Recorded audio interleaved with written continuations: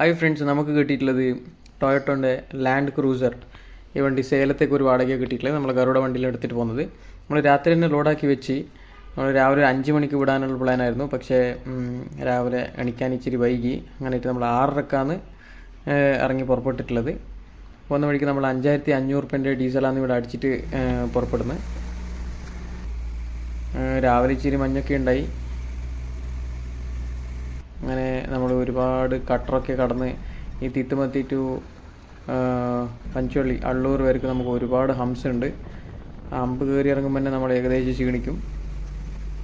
അത് കഴിഞ്ഞാൽ അങ്ങോട്ട് നല്ല മഞ്ഞൊക്കെ ഉണ്ടായി, അടിപൊളിയായിരുന്നു. വരുന്ന വഴിക്ക് നമ്മൾ വേറൊരാളാണ് കെട്ടിത്തന്നത്. സോ ആ കെട്ടൊക്കെ അഴിഞ്ഞു പോയിട്ടുണ്ടായി. നമ്മൾ റെഗുലർ കെട്ടുന്ന നമ്മളെ സ്റ്റൈൽ വേണ്ടെന്ന് വെച്ചാൽ അവർ വേറെ ഒരു സ്റ്റൈലാണ് കെട്ടിച്ചത്.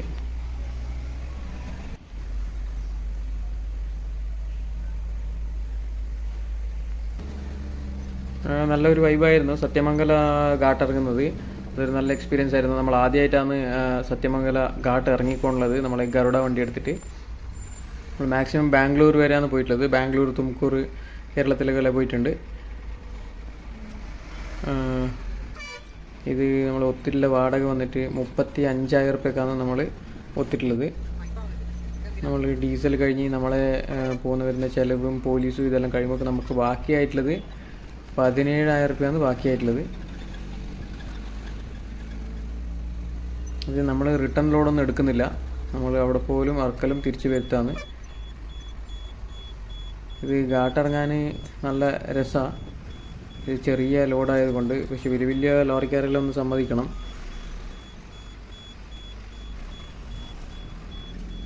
പിന്നെ കുറേ ഈ കാറുകൾ സുഹൃത്തുക്കൾ ശ്രദ്ധിക്കേണ്ട ഒരു കാര്യം, വലിയ ലോറി കയറി വരുമ്പോൾ നമ്മൾ ഇച്ചിരി സ്ഥലം വിട്ടു കൊടുക്കണം എന്നുള്ളതാണ്. നേരെ കയറി വെക്കാൻ പാടുള്ള വണ്ടി. ഞാൻ 2-3 സ്ഥലത്ത് കണ്ടിട്ടുണ്ട്. ഈ ഇറക്കത്തിൽ തന്നെ കാറുകൾ അവരുടെ ലൈനിൽ നിന്ന് വെച്ചിട്ട് അവിടെ കയറി നിർത്തിക്കളയും.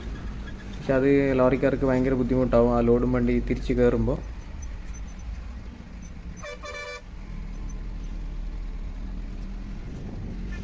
അവർക്ക് കട്ടിങ്ങിന് വേണ്ടിയിട്ട് മറ്റേ ലൈനിലേക്ക് വന്നിട്ടാണ് അവർ കട്ടാക്കുക. അതാണ് അവർക്ക് കുറച്ചും കൂടി സ്ഥലം കൂടുതൽ കൺസ്യൂം ആക്കുന്നത്. നമ്മളങ്ങനെ അവിടെ താഴെ ഇറങ്ങിക്കഴിഞ്ഞപ്പോൾ അവിടെ നേരെ ചോറ് വെച്ചു. അപ്പോൾ തന്നെ ഉച്ചയ്ക്ക് 2-3 മണിയാകുമ്പോഴായി. ചോറ് വെച്ചിട്ട് നേരെ ഇതേപോലെ തന്നെ പാലൊക്കെ കഴിഞ്ഞിട്ട് ഡയറക്റ്റ് സേലം ഹൈവേ കിട്ടി. നാഷണൽ ഹൈവേ ഒന്നും പറയേണ്ട, അടിപൊളി റോഡായിരുന്നു. നമ്മൾ 60-70 കിലോമീറ്റർ മറ്റേ നമുക്ക് ആ ഹൈവേ കിട്ടിയിട്ടുണ്ട്. നമ്മൾ ആ ഹൈവേ കിട്ടാനായിട്ട് നമ്മൾ ഏകദേശം ഒരു 20 കിലോമീറ്റർ ദൂരെ കൂടിയാണ് വന്നത്. ഒരു രക്ഷയില്ല, അടിപൊളി ഹൈവേ. 60-70 കിലോമീറ്റർ പോയി വന്നതേ മനസ്സിലായിട്ടില്ല. നമ്മൾ നേരെ അവിടെ ഇറക്കി അവിടെ തന്നെ സ്റ്റേ ആയി. ഗോപി ചെട്ടുപാളയത്താണ് സ്റ്റേ ആയത്. അടുത്ത രാവിലെയാണ് നമ്മൾ പുറപ്പെട്ടത്. അടുത്ത രാവിലെ അവിടെ നിന്ന് 9 മണിക്കാണ് പുറപ്പെട്ടത്. ഗേറ്റ് എത്തുമ്പോൾ ഏകദേശം 10-11 മണിയാകുമ്പോഴായി.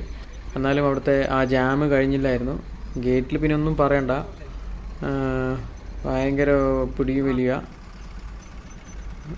2-3 ഇതിന് മാത്രമേ ബില്ല് തരുന്നുള്ളൂ, 50 റുപ്യ തന്നത്. ബാക്കിയെല്ലാം ഓരോരോ വണ്ടിക്കും ഇത്ര വെച്ചില്ല. സൈഡ് കൂട്ടിയിട്ട് പോലും 100 റുപ്യയും 150 റുപ്യയും. നമ്മൾ പിന്നെ ഒന്നും പ്രശ്നമാവില്ല, വേണ്ട FIR കോപ്പി വേണം, ആ കോപ്പി വേണം, ഈ കോപ്പി വേണം. നമ്മൾ ഈ ടോയിങ് വണ്ടി കൊണ്ടുപോകുമ്പോഴേ വണ്ടി ബ്രേക്ക് ഡൗൺ ആയാലും നമുക്ക് വേണ്ടുന്നത് വണ്ടിൻ്റെ RCയും വണ്ടിൻ്റെ ഇൻഷുറൻസും ഉണ്ടോ എന്നുള്ളത് മാത്രമാണ്.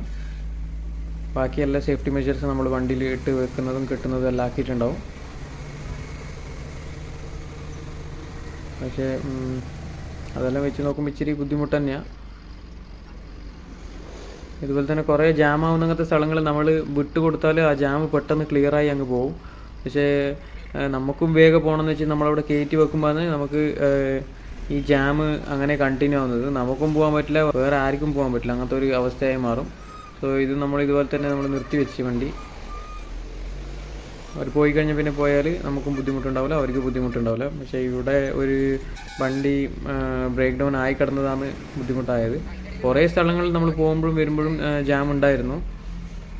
പിന്നെ ഒരുപാട് ഈ ലോഡും വണ്ടി ബ്രേക്ക് ഡൗൺസ് കാണാൻ കിട്ടും. അതെ, പുതിയ ആൾക്കാർ ചുരം ഇറങ്ങുമ്പോൾ ആവുന്നതും ചെറിയ ഗിയറിൽ തന്നെ ഇറങ്ങാൻ നോക്കുക.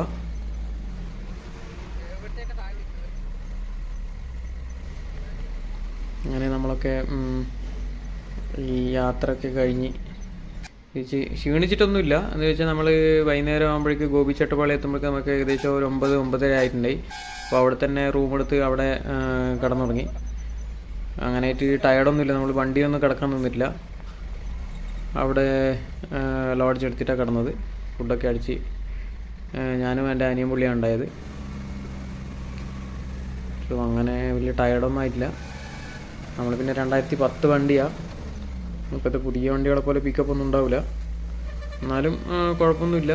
നമുക്ക് ഒരു ബുദ്ധിമുട്ടൊന്നും ആയിട്ടില്ല ഇത്ര ദൂരെ പോയി വരുന്നതിൽ.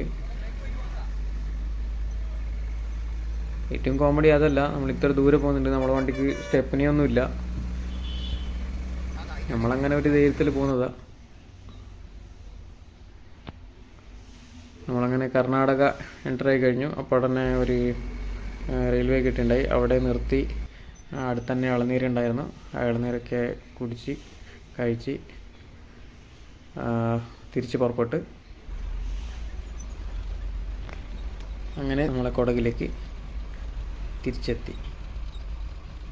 അങ്ങനെ എൻ്റെ ചാനൽ സബ്സ്ക്രൈബ് ചെയ്യാത്തവർ സബ്സ്ക്രൈബ് ചെയ്യുക, ലൈക്ക് ചെയ്യുക, കമൻറ്റ് ചെയ്യുക. Okay friends, thanks for watching.